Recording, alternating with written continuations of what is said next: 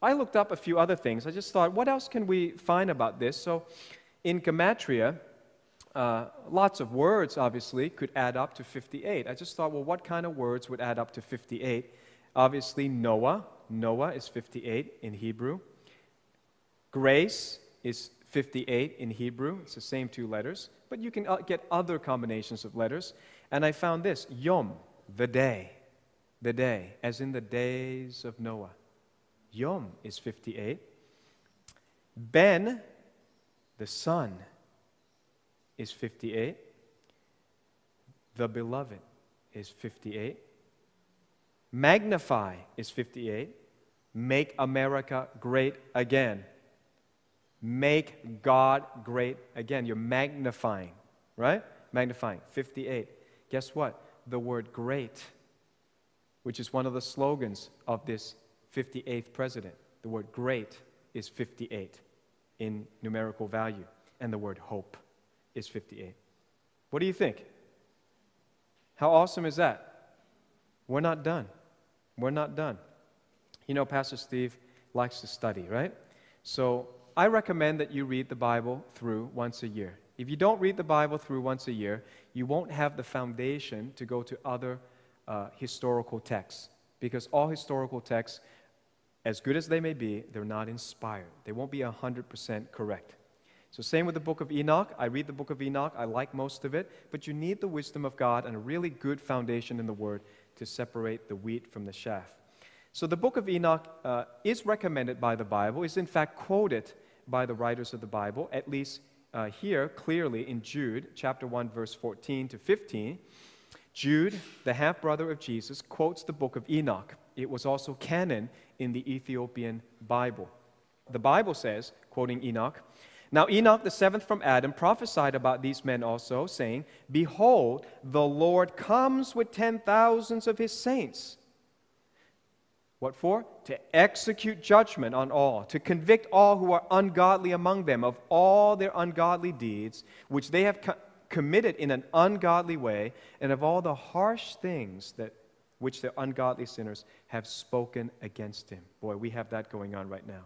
And God says he'll send his son, the Messiah, to convict the world of their ungodly harsh words and their ungodly evil deeds.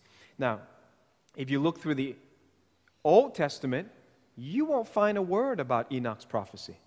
Or where did this come from? Genesis says Enoch walked with God and he was not, for God took him. That's really all that we get from the entire Old Testament about Enoch. So how come Jude says, well, you know, Enoch said this, he prophesied this? Because the people who were listening to him and reading his book had a reference to the book of Enoch. All right, so it's an ancient book and it's been well preserved. You can access it, all right? Book of Enoch 1 is pretty authentic. 2 and 3, don't read, it's spurious. So having said that, I looked up some references in the book of Enoch, and starting in chapter 89, I won't go through it, it starts talking about the shepherds. And if you read it, the shepherds is an idiom for the leaders of Israel. As you go through it, you can kind of match which leader is which, so it really makes sense. Now, by the time you get to chapter 90, it summarizes it this way.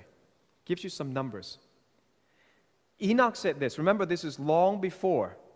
This is before Noah. This is before Noah, before Abraham, Isaac, and Jacob, before David and Solomon. Every generation where people wanted to know God, God revealed himself to them. And the stuff that Enoch saw included tons of end-time stuff. Amazing. So anyone that loved God knew the story of Genesis all the way to Revelation from the beginning. Right? God loves to share his heart. He says he won't do anything unless he reveal it first to the prophets. So Enoch was such a godly man. He loved being with God, had this habit of, going away from the world. People sought him, but he just was a bit of a recluse, spent most of his time in the presence of God, and God showed him stuff. And he said, I watched till in this manner the 35 shepherds pastured the sheep. And they each completed their period, as did the first, one after the other, each shepherd in his own period. Now, he's described a lot of them already, okay? So we're skipping that. Verse 5, I watched the next 23 shepherds pastured, and when they completed their periods, they had pastured 58 times. Okay, so very basic math there. You got 35 early leaders, early shepherds, right? Plus the 23 later leaders equals 58. Make sense? And he groups them in two categories. Why does he do that? This is before the Bible itself was written. He was revealed this. Take a look at something. I don't think anyone has ever shown this before. You need to know a little bit about Old Testament survey, which I did in 12 hours, called 4,000 Years of History. I'm going to take one of those sessions and show you the order of the leaders of Israel as Henoch was referencing them. So he talked about David already, the great king. Then he talks about these 58 leaders. So we've got to start with the 20 kings of Judah. After David and Solomon, the kingdom was divided into, this is Old Testament survey. Who's in the north? Who's in the south? Judah is in the south. That's what Jerusalem is. Who's in the north? Israel. Okay, and their capital, Samaria. All right, so we get the 20 kings of Judah. First is Rehoboam, the son of Solomon. Abijam, number 2. Asa, number 3. Jehoshaphat, number 4. Jehoram, number 5. Ahaziah, number 6. Athaliah was a queen, number 7. Joash, 8. Amaziah, 9. Azariah, 10. Okay, nobody disagrees with this. This is all like written in stone. This has been in the Bible for 3,000 years. Jotham is number 11, Ahaziah 12, Hezekiah 13, Manasseh 14, Ammon 15, Josiah 16, Jehoahaz 17, Jehoiakim 18, Jehoiakim 19, and Zedekiah, the last king of Judah before Nebuchadnezzar transports them to Babylon, where they go into captivity for 70 years. And when they come back, they remain oppressed. They're oppressed by the Babylonians, then the Persians, then the Greeks, then the Romans. They got no king. It's gone. It's gone for a long time. So then where do we pick up? Then after the Syrian king, or back then he would be called a Greek king, today we would call him Syrian king, named Antiochus Epiphanes IV, after he defiled the temple. This is called the abomination of desolation. A Jewish king was raised up by God to revolt and cleanse the temple. So his name is Judah Maccabee. So he would be number, help me out, 21. Number 21. We pick up from Zedekiah. We skip, because there's no Jewish king. We go to Judah Maccabee. Make sense? Okay, great. So then his whole family, the Maccabees, rule. We get the next 14 people: John, Simon, John, Judah, Alexander, Shelonit, Aristobulus, Hyrcanus, Antigonus, number 30, okay? We go to 31. Rome comes in. Rome comes in. They rule over this area of Israel, which is called Judea. And they say, the Jews can have a king. We oversee you, but you can have a king. So now Herod appears. Herod is number 31. Archelaus, 32. Agrippa the first, 33. Agrippa the second, number 34. And then you get that big destruction of the second temple in 70 AD. So again, a period of no kings until 132 AD, when another Jewish leader rises up again, and he wanted to lead a revolt, probably in the, a la Maccabee, but it didn't work. Why didn't it work? Every Jew should be asking themselves, why was the temple destroyed? Why did the Simon Bar Kokhba revolt did not work? Why? Because Israel had done the sin of all sin, rejecting the Messiah when he had come. You cannot find any other sin during that time. Israel was not into idolatry. Israel wasn't building, sacrificing in the high places their children. They weren't doing any of that. So what was the sin that made God so mad with Israel? The death, the crucifixion of his son. We're not blaming the Jews. His son died for the sins of the world, right? But that's what happened. So Simon Bar Kokhba tried to do a Maccabean revolt. It didn't work. And from 132 AD all the way to 1947, there was no Israel on the map. That's called the diaspora. They were dispersed all across the world. So it ended with leader number 35. Didn't Henoch prophesy? First category of leaders, 35. I saw 35 shepherds. That is an amazing level of accuracy. you can't really do this list any other way because this is agreed upon in history. So now he's got the 35 correct. Would you like to know the rest?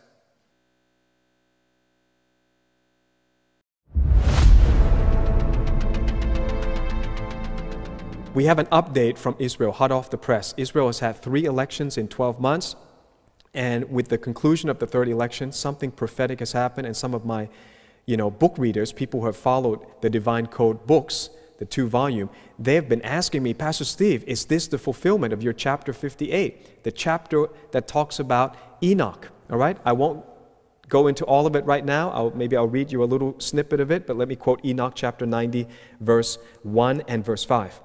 I watched till in this manner the 35 shepherds pastured the sheep, and they each completed their period as they did the first, one after the other, each shepherd in his own period. So this is clearly talking about the different rulers over Israel. And he distinguishes between the other 3 that he talked about, which was written 4,000 years ago. So now we know the other 3 were King Saul, King David, King Solomon. What happens after them? The kingdom gets divided into north and south, and then there's a whole new dynasty. So he's predicting what's going to happen from the beginning of time. Enoch is only the 7th generation from Adam. He predicted all that was going to happen. So really, prophecy is nothing new. God has always revealed to each generation prophecy, and has given each generation prophets. He's reaching out to us. So then he says, I watched, in verse 5, the next 23 shepherds pastured. But when they completed their periods, they had pastured 58 times. See? So there are 2 groups of leaders. One group is in a series of 35. The next group is in a series of 23. All of this was written before 2020. Surely you would agree. Even if you think that some of these books were man-made and myths and doctored. Okay, but suspend your disbelief for a moment. This was written way before 2020. And it predicted 2 sets of leaders. Why 2 sets? Well, now we know, because Israel disappeared from 70 AD to 1947. So there was a huge gap between the 2 sets of leaders. It makes perfect sense. The first group of leaders counts 35 after King Solomon.